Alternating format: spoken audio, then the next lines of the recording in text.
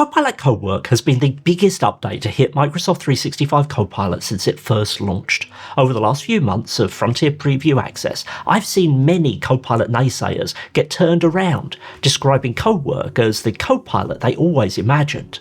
But despite a very clear evolution of capability, Microsoft stayed silent on one aspect: price. Now, Copilot Cowork has moved to general availability, and that pricing question has been answered. Every single Cowork run is going to spend Copilot Credits, with no seeded entitlement in those $30 per month Copilot licenses you're paying for. This is a transition that has an amazing productivity boost as a potential upside, but big new costs as a potential downside. Managing this change is something every organisation is going to want to get right. In this video, I'm going to overview what you need to know.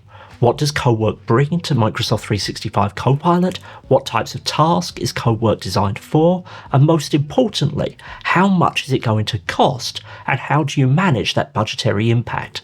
Get this wrong, and the next time you see your CFO, she might be wanting explanation of a surprise invoice. My name is Nick DeCourcy. I'm a Microsoft 365 consultant who specialises in AI adoption for small and medium-sized businesses.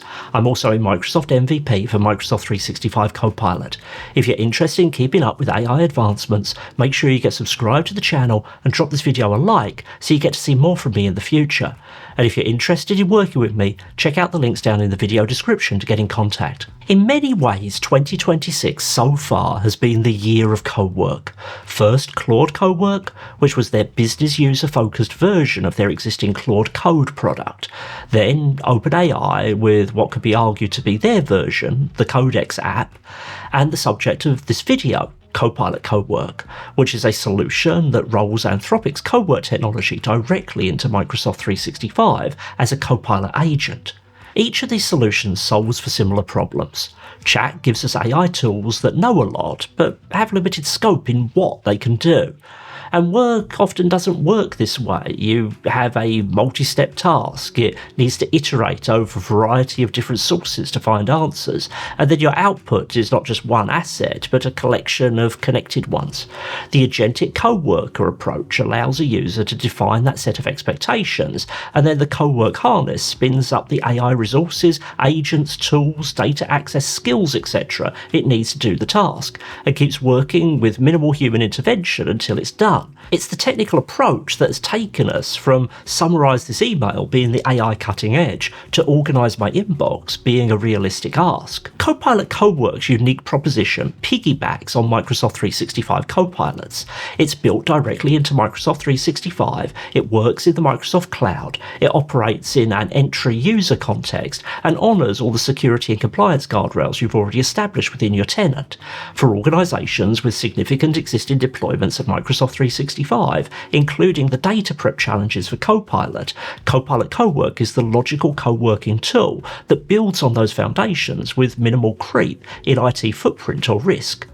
Copilot Cowork was announced March 9th and started rolling out into Frontier. I made a couple of videos on it back then, which I'll link below, and over time, between then and now, it has evolved quickly, getting skills management, plugins, model upgrades, and new run management features.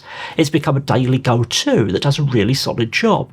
And that's not just my opinion. My LinkedIn and YouTube feeds have been full of people advocating for the power of Cowork as a differentiator in the Copilot stack. Yet anyone watching the wider AI industry should have been waiting for the other shoe to drop. If you watch Cowork run through a complex task, it's clear that it's powered by a token furnace. That's not a criticism, just a reality of what it takes for AI agents to master more complex, higher-level tasks. This isn't just a Cowork issue, it's an agentic issue, and we have seen the entire industry moving away from all-included subscription fees to consumption billing. Despite the fact that there was outrage back in the summer of 2023 when the price of Microsoft 365 Copilot was first announced as $30 per user per month, up until this Cowork GA announcement, it has stood firm as an all-inclusive fee that has looked increasingly good value. The base Microsoft 365 Copilot gives powerful and enterprise-safe AI capabilities in chat and across the core Microsoft 365 apps, but then this offer started to expand. First, Microsoft rolled in Copilot Studio entitlement for all Copilot licensed users, meaning any Copilot Studio agent agent run in user context in chat is free within that license. Then they started rolling out their first-party agents like Researcher and Analyst, which give included entitlements up to 25 runs per month. Then Model Choice brought better Frontier models, and then Cowork in Frontier. And all along, Microsoft has been improving both its work data integration, now branded as Microsoft IQ, and how well Copilot services work within their existing security and compliance tooling. For the first time, the Cowork GA announcement breaks that understanding that a full Microsoft 365 Copilot license is the only key necessary to the door accessing generally available Copilot end-user features. For organisations that have deployed Copilot, and especially those that have enthusiastically embraced Cowork during its time in Frontier, this creates a budgetary conundrum we must both understand and manage. The first question everyone will ask is, how much does it cost? And here we run into a wall that is the reality of AI consumptive billing that has seen companies like Uber run through their entire AI budget for 2026 in a number of months. It's incredibly difficult to tell, especially on novel tasks and variable contextual needs. What we can say firmly is that you will still need a Microsoft 365 Copilot license to use Cowork. This is a Copilot feature, not something that can be turned on without a license just by enabling pay-as-you-go billing. That Copilot license includes no seeded entitlement for Cowork. Every run of the tool will consume Copilot Credits, which can either be bought on a pay-as-you-go basis or through credit packs. And they have shared some representative scenarios showing credit consumption for different tasks, from light tasks like creating a weekly status update that might consume 100 to 300 credits, to heavy tasks like analysing 6 months of product usage data that could consume 700 or more. Although interestingly, Microsoft's own cost calculator pegs the credit use of heavy tasks at 2500, so 700 might still be at the lighter end. Each part of your task setup can vary the Copilot credits consumption, from model choice to your provided context to the tools that get used to what happens in the runtime for that specific Cowork run. Each Copilot credit costs up to 1 cent, so we are talking about individual Copilot Cowork runs using a Frontier model like Opus 4.8 costing you between $1 and $25 or more. There are really two ways of looking at this, and they have been foundational to the debate about AI costs since there was that first uproar about Copilot's $30 monthly fee. Looked at purely from a cost angle, a single worker using Cowork just twice a week, once for a simple task and once for a moderately complex task, likely spends more on Cowork each month than you do on their base Microsoft 365 Copilot license. In a 75-person company, your Copilot costs jump from just over $25,000 to $50,000. I've rarely worked with a 75-person company where that's a variance that wouldn't get noticed.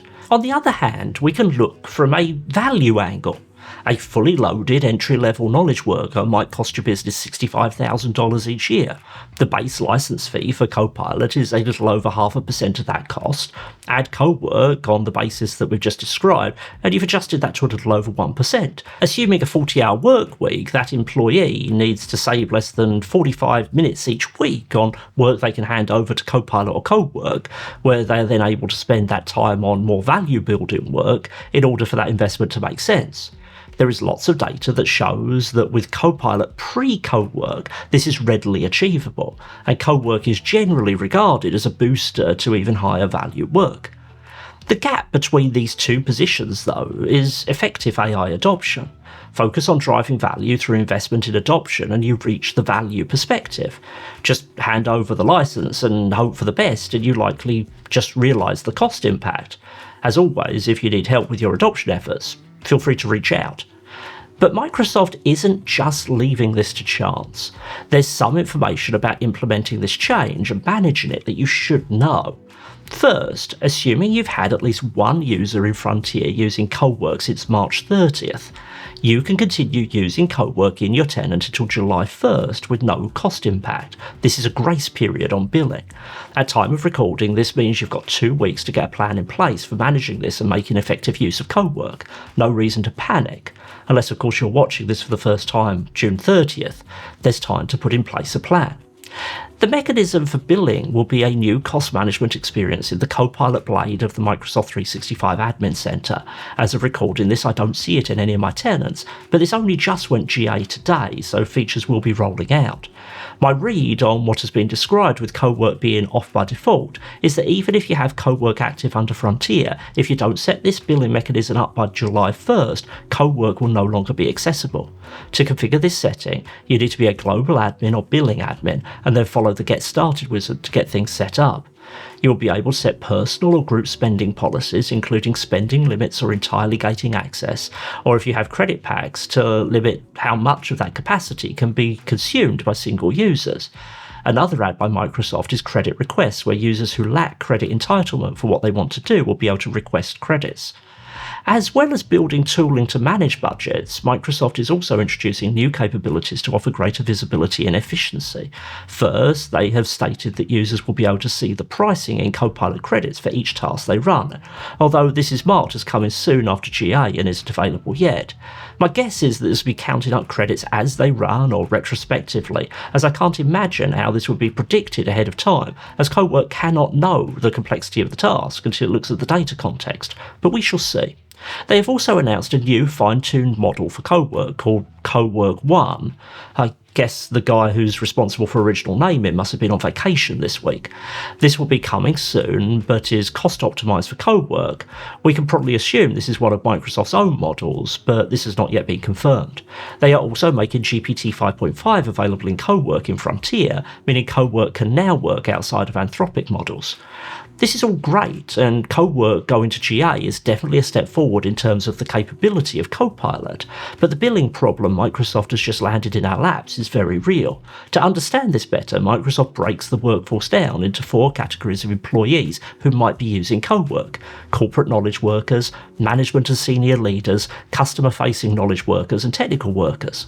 Assuming my 75-person company framing, I dropped a guesstimate breakdown of what this might look like into Microsoft's own Cowork budget calculator, and was offered a suggestion of allocating $17,288 per month to Cowork, $200,000 a year for an established small professional business.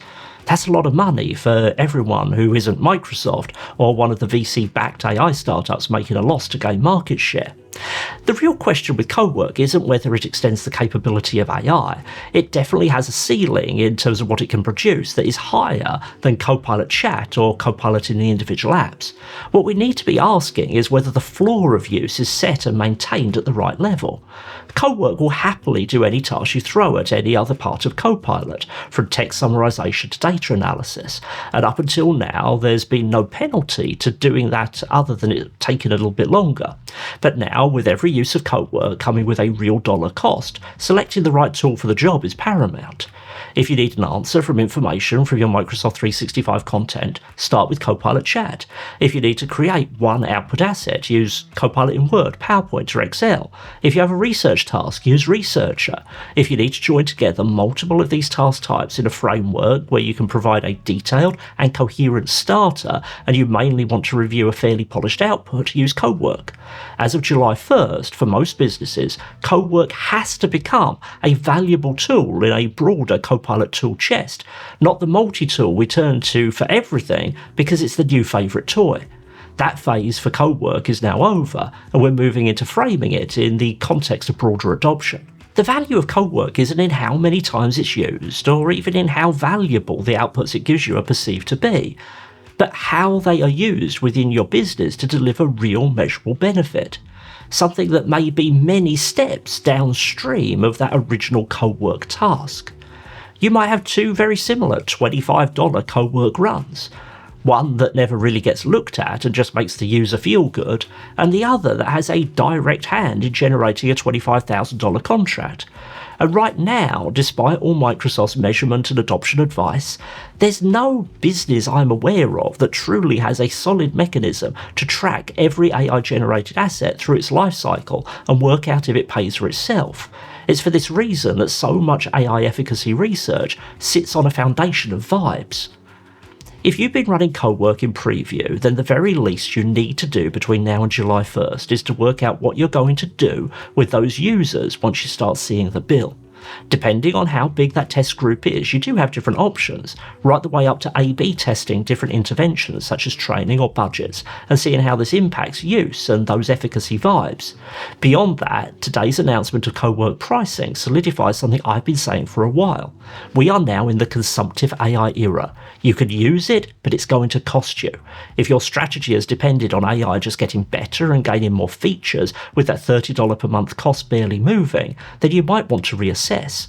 In this video we've focused on Cowork, but I could also highlight Agent 365 as a new cost, or Scout, the new autopilot that needs external consumption billing, or the new WorkIQ APIs that also went GA that would be chargeable even for Microsoft 365 Copilot licensed users accessing them through Copilot Studio. If you're in charge of your AI budget, you either start to notice the water is heating up, or you'll be the frog boiling in the pot before long. I'm certainly not saying today is the day to jump out of the AI waters, but based on what we are seeing, everyone needs a firmer plan with a clearer grasp on ROI. The big question is whether you can build the conditions where tools like Cowork are going to help you deliver it. What are your thoughts on Cowork going GA? Are you going to quickly deploy it across your company, or are you concerned about the budgetary impact it might have? Start that conversation down in the comments. Thanks for watching through to the end. I hope this video was useful to you. Until the next one, bye bye.